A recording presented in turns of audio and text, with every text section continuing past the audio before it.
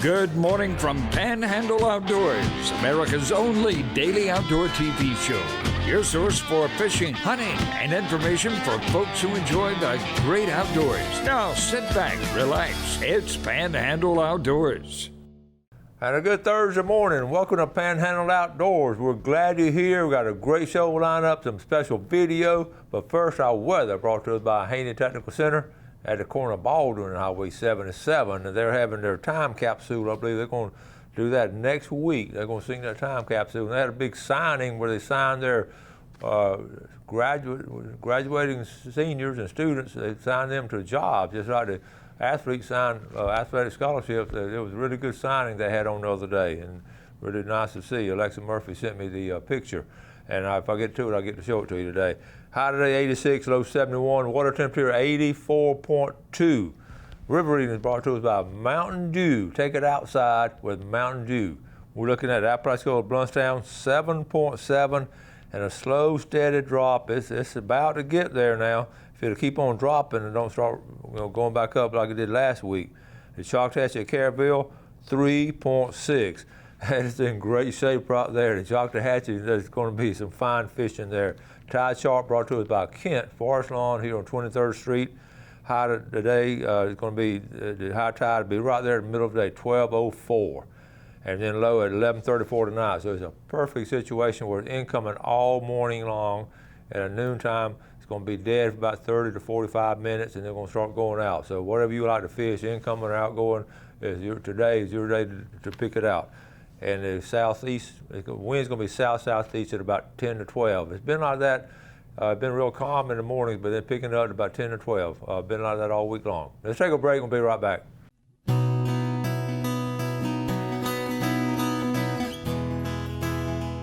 Okay, welcome back. Let's catch up on a couple of pictures. We really enjoyed having our Students of the Month yesterday. Always get some good feedback on that, and that's our final episode for the year, but we look forward to doing it next school year. So let's look at these. Start off with a picture right here from some kayak fishermen. How about Gary Giddens on the Panama City kayak fishing page right here off the Choctahatchee River. Is that too fine?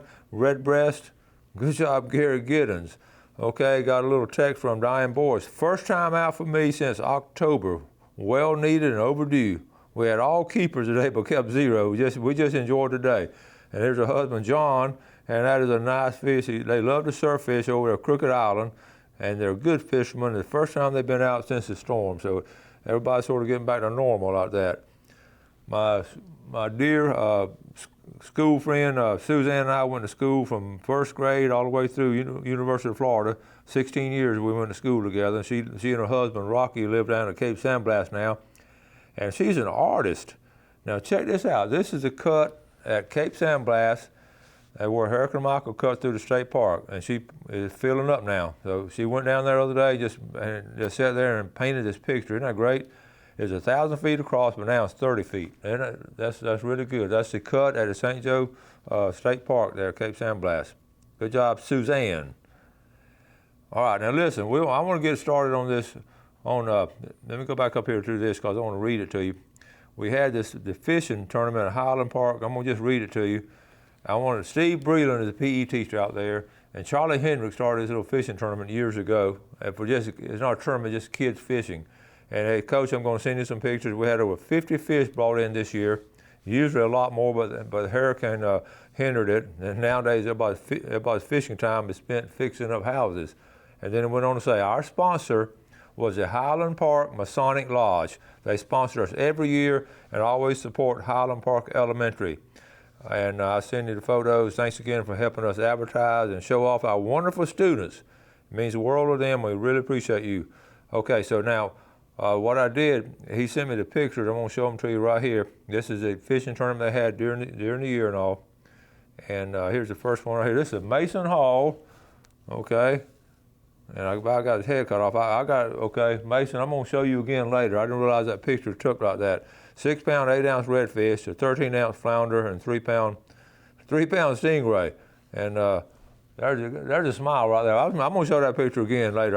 It didn't crop up right. Okay, let's go to this one right here. Kaylin Parker, 7.5-pound triggerfish, 2-pound, 12-ounce Spanish, and a 4-pound bonita. Good job, Kaylin Parker. Okay, there's Mason. I told you we'd get him in there. There's the fish right there. All right. Now, feel better. And how about Anila Stanley, a 1 pound, 1 ounce brim. That's a monster brim. Good job, young lady. And Gage Taylor with a 1 pound, 10 ounce pickerel, and Anna Grace Lamara of a 14 ounce bass. Good job there. Okay. And then how about Ash Tripp, a 29 pound, 5 ounce flathead catfish. That is a big catfish right there. Okay, so I just wanted to make sure we got those pictures in, and congratulations to the Highland Park Elementary School and their little fishing tournament they had, and I'm so proud of y'all. Okay, let's take a quick break, come back and set up our video.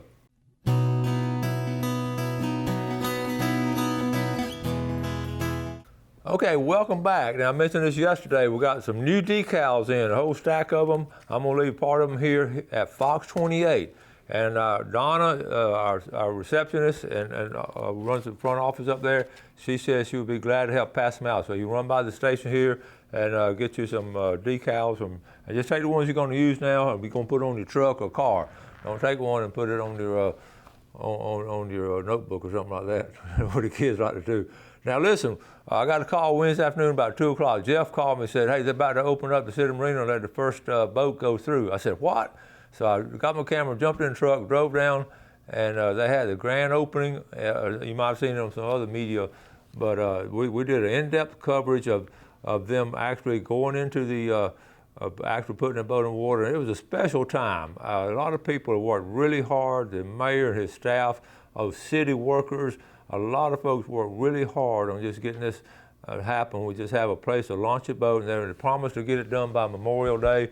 And they did it. They got it. They barely got it, but they did it. They kept up the promises. We don't have enough people in government to keep promises like that. So I was real tickled, and I got to do some in-depth interviews, and I just enjoyed going down. A good crowd of folks down there, and the PCMI folks were there. So, and the thing about launching this boat down, launching a boat, getting it in there. The downtown marina is sort of the heart and soul of the town of Panama City. That's sort of, and when you get that done, all of us have been all over the Panhandle, been cleaning up a lot first, and we've all been rebuilding, and a lot of folks, still don't have roofs, and a lot of folks, still working hard to get back to the word we call normal.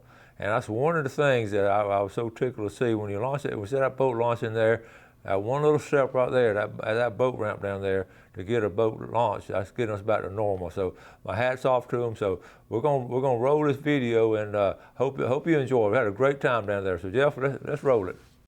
Tell us about this boat. This is called a Captain Bob. Tell us about it. The reason why it's called Captain Bob is when the sheriff donated the boat, Sheriff Tommy Ford, he said, Ron, I'll give you the boat, but I have one request. I want to name it after a friend of mine who worked for the Environmental Protection Agency in NOAA for years as an environmentalist. And this was, at one time this boat came from the EPA, and then the sheriff got it surplus, and then he gave it to us. He figured we can get more use out of it than he was getting. So it's a PCMI boat? Yes, sir. All right. And this is going to be the first one going in? Yes, sir. It's the ceremonial first boat. I told the sheriff, I said, okay, you give it to me, but anytime you need it back, I'll let you have it. There you go. You borrowed it.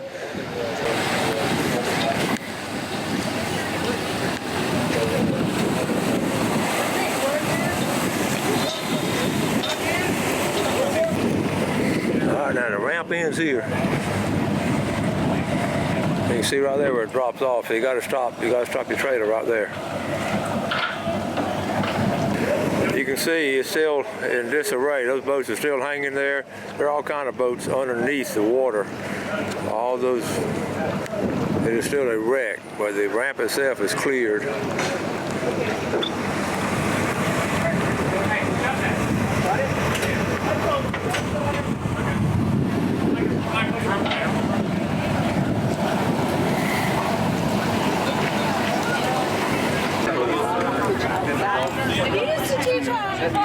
Excuse me, you used to teach out mostly, right? Yes. Yeah. There with that mic. Who you with? That's pretty cool. Oh, man, I know Oh, you and Billy Rader. Billy, I watched you on TV, man. Yeah, good to see you, man. You did a thing for my granddaughter when she shot a deer. I remember that. And your dad, I loved your mom and dad. They were awesome. We went over there for many times and took people to that. Oh, thank you so much. It was just, what a great legacy he left. Thank you. I'm serious. God has been so good to our family. I know he has. I love fishing there, honey. I know. You got to come on the show one day. I'd love to. Okay. I would love to. All right. You can reach me. Okay. See. I just love running into these people. Come on. We're getting the important people up here. Better than ourselves. Right? That don't leave many of us.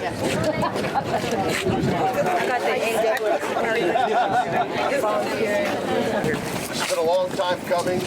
There were some people that were kind of complaining because we didn't have this open earlier, but I will tell you that the pounds of glass and nails that got sucked up and picked up and blown up in the last week or so, people that come out here with their boats and trailers will appreciate the fact that they don't have a flat on the way home, because I've been there, done that. Now, I'd like to hopefully I thank all of the people that were involved in making this happen. And if I miss you, I'm sorry, but I'm going to start. City Manager Mark McQueen, my fellow commissioners, for their vision and commitment to make Panama City a premier boating destination with access to the water. City employees, the team of teams, and especially City Engineer Dale Cromwell, Parks and Recreation Director Ty Ferris, our Marina staff, Public Works Director Johnny Sims, and Logistician Director J.P. Jones. Our JAWS team, the Joint Agency Water Strike Team, which consists of the Panama City Fire Department, Bay County Sheriff's Office, Florida Fish and Wildlife, and FSUPC's Underwater Crime Scene Investigation Program team, the team that conducted surveys of the debris in the marina basins using sonar mapping technology, which assisted in debris removal. Crowder Gulf, the city's debris contractor for removing debris from the channel and installing the floating barrier. The city's carpentry shop for repairing the wood steps and railing. L&R Contracting, LLC, for repairing the docks and bulkhead railing, and the AMI kids from the Panama City Marine Institute. The students volunteered to dive and remove small debris from the boat ramp area. They removed nails, the ribbon. 1, 2, 3.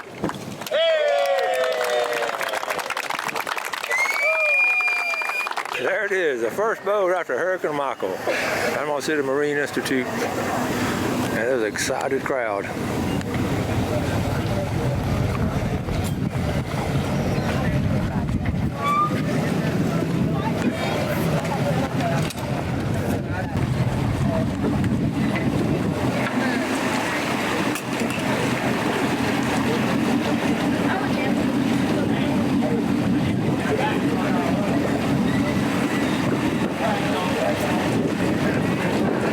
Folks, we just had lunch, and the first guy I'm going to interview is somebody we all know and love because he's such a vital part of Panhandle Outdoors, Mayor Greg Brudnicki. Greg, congratulations. Yeah, thank you. I am so thankful we finally got this thing open over here. You know, there's been so much debris and trash and glass and nails and things out here, and that we just wanted to make sure that we got it as cleaned up as we could before people started using this. And we promised we'd have it done before Memorial Day, and we got it done. Through with your promise. Yeah, so you know, this is the first of many. You know, we're going to get Snug Harbor built out.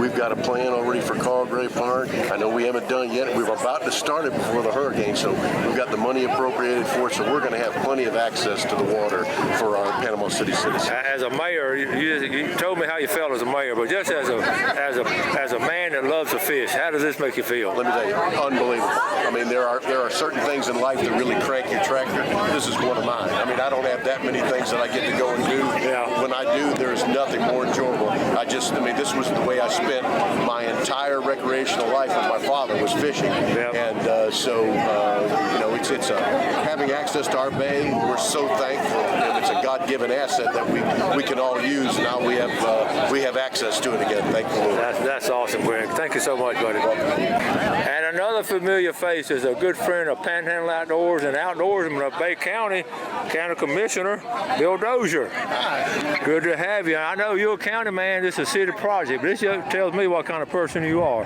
coming supporting us. So tell us what's going on. Yeah, I just wanted to come here and support the opening of the boat ramp and support Panama City, and so glad to see this day come. Okay, so catch us up real quick. I know you don't have time. What all is going on with the county and outdoor stuff? We have quite a bit going on right now. You know, what we just did was we have a piece of property at Ecofina Creek in 388, and we're going to be working towards having a parking lot there and having an area to get out of the canoes and have a picnic and all at the end of the canoe trip. And so that is a good project that we look forward to in the future. We just got the property and we're going to be working on that in the next year or so. That's awesome, man. Well, listen, you got to get back on the show pretty soon. I'd love to be there. I know. Anytime. I know you've been busy. Yes, all right, buddy. Thank you. Thank you. Folks, one of the biggest thrills for me at this point in time in my life is running into my former students and just start talking to them. This is okay. This young man came over, and Jared Jones. Yes, sir. Tell us about. Okay, the first thing you said was what? Coach Chester, I was one of your students. And he worked on the canoe. Yeah, I worked on your canoe you had in that portable unit. Yeah. Yes, sir. And outdoors always been a bit. And of course, right now, tell us your title right now. I'm the assistant city manager for Panhandle City. So you've done well, but between then and now, you've done some outdoor stuff? Yes, sir. I taught rock climbing in college. I later on taught scuba diving for 5-6 years, and just it's been a big part of my life. That's awesome. That's awesome. You got started in outdoor ed, maybe. Yes, sir. Part of it. I'm so glad to see you doing well and doing successful and doing outdoor things. Yes, sir. Yeah, it's been great. It's still a big part of my life to this day. So whether it's fishing or just going for a walk in the woods. Tell the folks what year you graduated. 2000. The year of 2000. Yes, all right, buddy.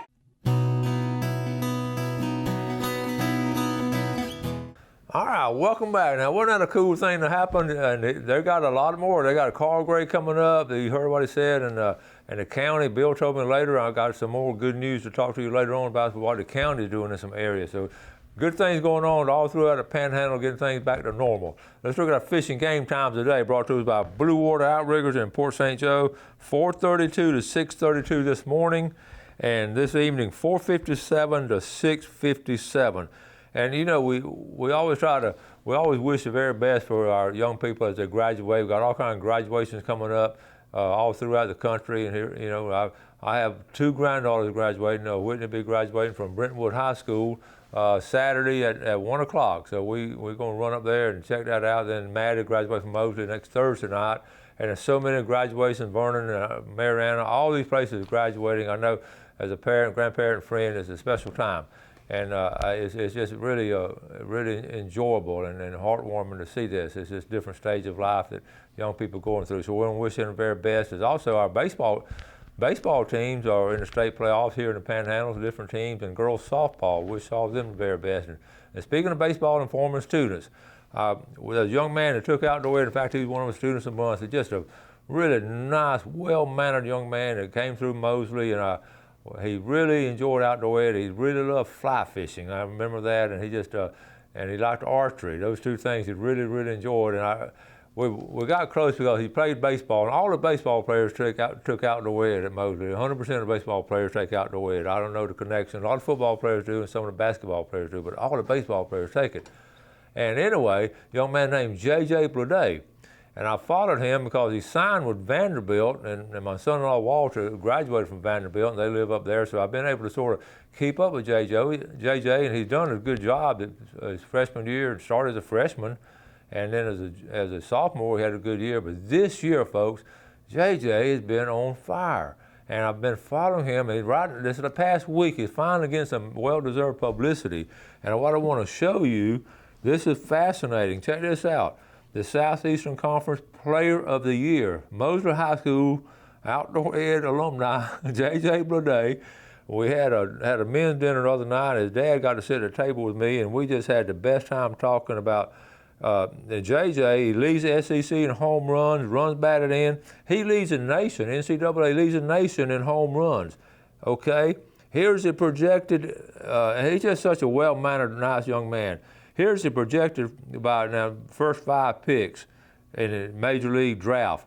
they got him going in the top 5.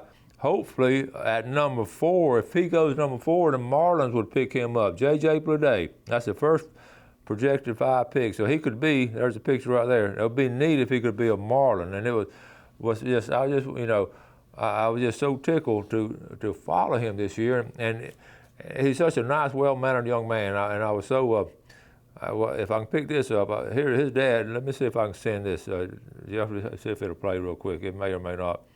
This is him. Okay, is that gonna play? That's him hitting his 25th home run. He's a left-hander, and you can see it there. He's at Vanderbilt, and he knew he was out of there. Now he's leading the nation in home runs. That's why it's fascinating. There's a good picture of him in the dugout. There's our JJ. Well, look at him, clean cut, SEC all academic, and he's just real tickled.